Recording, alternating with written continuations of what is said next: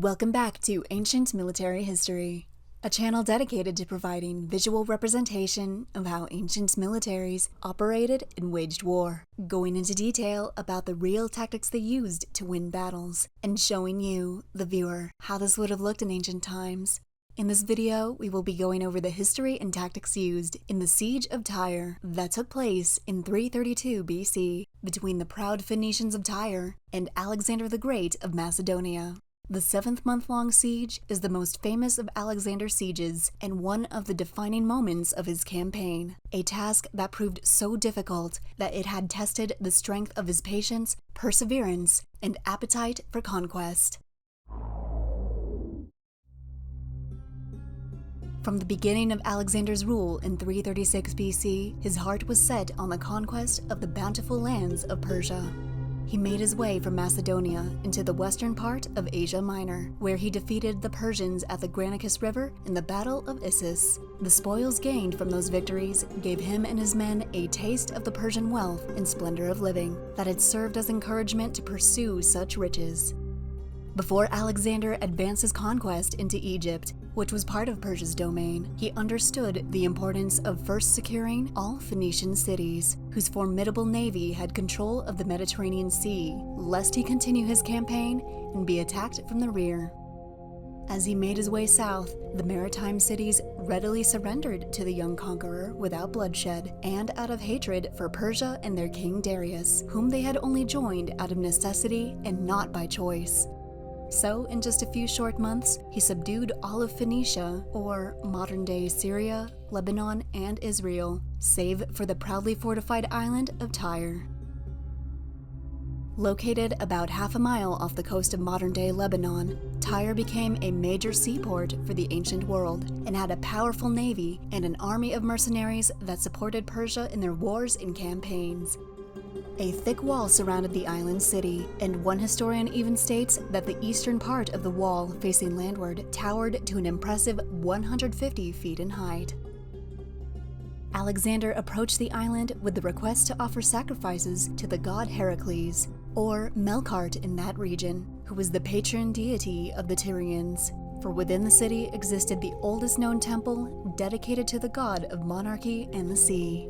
The Tyrians quickly saw through Alexander's ploy to occupy the city and refused him entry, but he was welcome to worship their god in Old Tyre, which was in ruins and located on the mainland. Alexander took the refusal as an insult and an act of war, and he once again dispatched his ambassadors to demand their surrender. The Tyrians responded by killing the heralds and casting their bodies into the sea.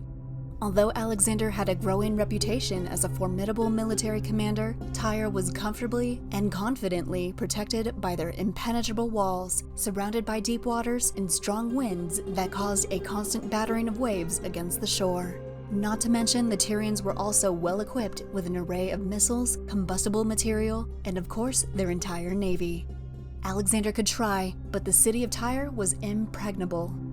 The Tyrians thus prepared for battle and evacuated most of their women and children to Carthage, who also promised to send more ships and soldiers. In total, about 40,000 people stayed to defend the city. Alexander's army was also about 40,000 strong, but he did not have his naval fleet with him. However, a lack of ships wouldn't deter the ambitious conqueror from taking an island. In January of 332 BC, Alexander began his plan to siege the city of Tyre. The mainland city of Old Tyre was already in ruins due to sieges from previous kings, but Alexander turned it into rubble and used the broken pieces of rock and wood to build a land bridge, called a mole or causeway. Little by little, his men filled the sea. The zeal of the Macedonians was great, and it was increased by the presence of Alexander himself, who took the lead in everything, encouraging them verbally and monetarily. Their construction of the mole was rapid and easy until they reached the point of the seafloor that sharply dropped to a depth of 18 feet. Their progress on the mole slowed significantly, and as they neared the island, the Tyrians started pelting them with missiles from behind the city walls. Furthermore, some smaller war vessels, called triremes, harassed the workers on the mole from the sides. The Macedonians thus erected 2 siege towers on the causeway, which were covered with skins and hides and served as protection for the builders and for the artillery who returned fire at the Tyrians from atop the towers. Lastly, the workers erected palisades along the mole as an extra layer of protection.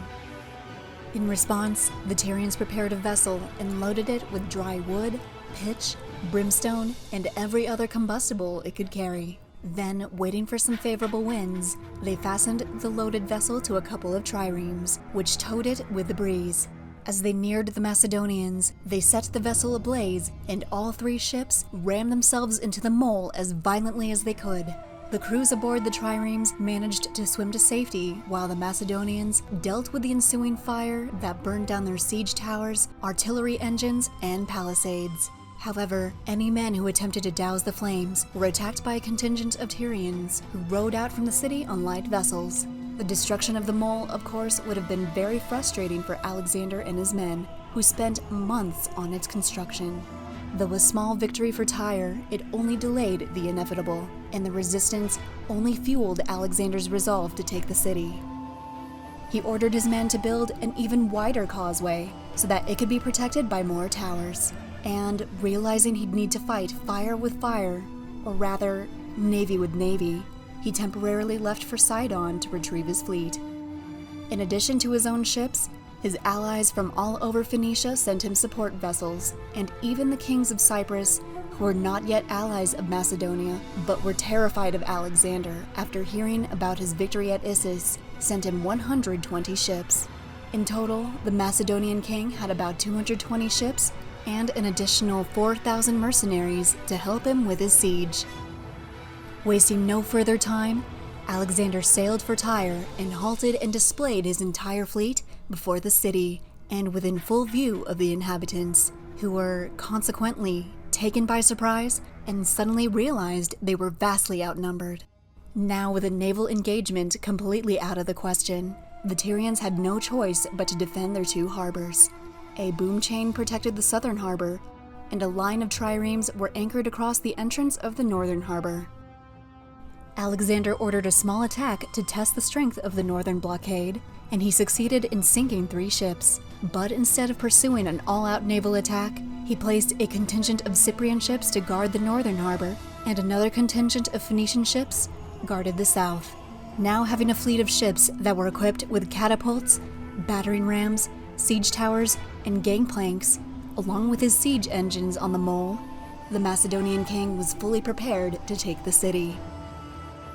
Though greatly outnumbered and still unwilling to yield, the Tyrians hurled boulders into the sea, which prevented the battering rams from getting close to the walls, and they continued to annoy the Macedonians on the mole with their arrows.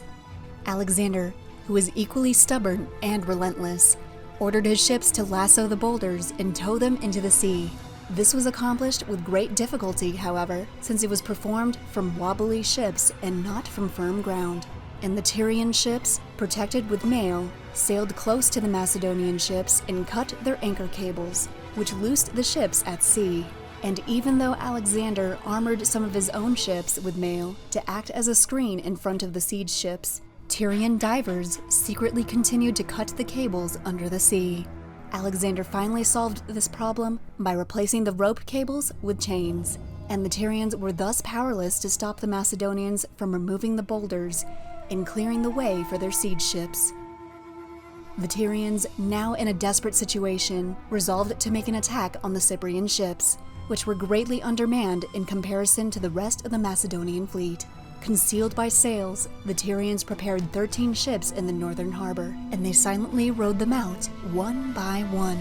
It happened on this day that Alexander had retired to his tent, and he didn't see the Tyrian attack until they had already sunk 2 or 3 Cyprian ships, and pushed the rest into the coast. Alexander quickly ordered out as many ships as possible to attack the Tyrian ships that had sailed out of the harbor. The Tyrian men on the wall, perceiving the incoming attack, began to shout to their men on the ships, but as their shouts were not heard over the noise of the battle at sea, the sailors noticed the Macedonian ships too late, and the fleet, led by Alexander himself, damaged the majority of the Tyrian ships.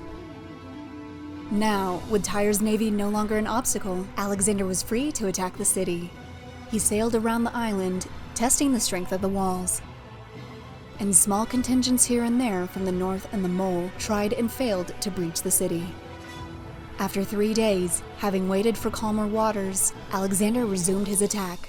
He set up diversions on one part of the island, while his main force of siege ships with bridging equipment approached from the southeast.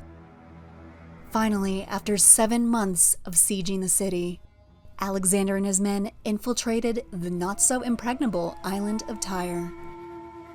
And while the Tyrians were preoccupied with the invaders inside, the remaining Macedonian ships barraged the city with missiles from all over. The surviving Cyprian ships captured the northern harbor, and the line of Phoenician ships broke the boom chain in the southern. The Macedonians poured into the city from many sides, and they showed the Tyrians no mercy.